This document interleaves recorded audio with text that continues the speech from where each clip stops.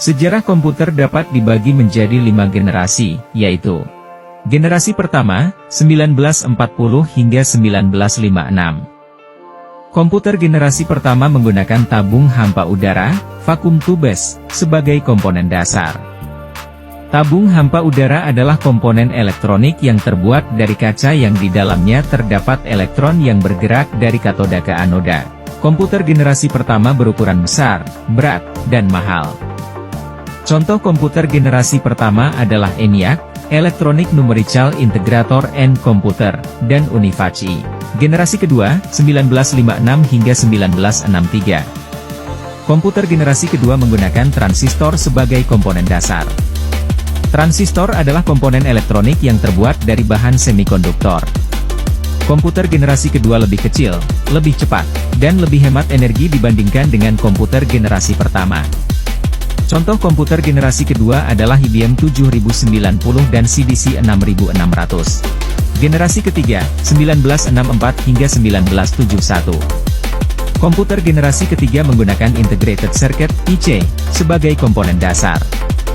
IC adalah komponen elektronik yang terdiri dari banyak transistor yang disatukan dalam sebuah chip. Komputer generasi ketiga lebih kecil, lebih cepat, dan lebih murah dibandingkan dengan komputer generasi kedua. Contoh komputer generasi ketiga adalah IBM 360 dan DSC-PDP-8. Generasi keempat, 1971, sampai sekarang. Komputer generasi keempat menggunakan mikroprosesor sebagai komponen dasar.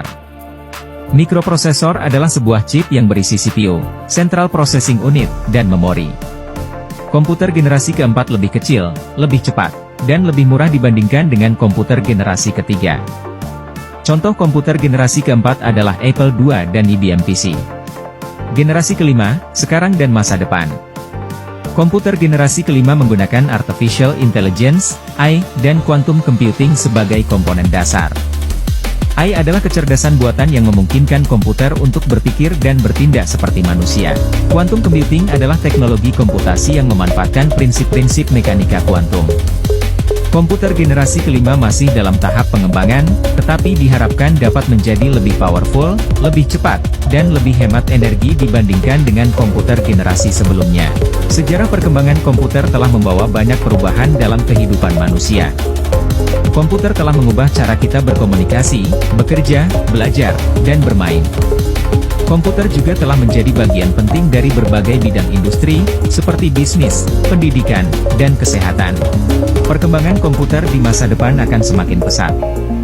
Komputer akan menjadi lebih powerful, lebih cepat, dan lebih hemat energi.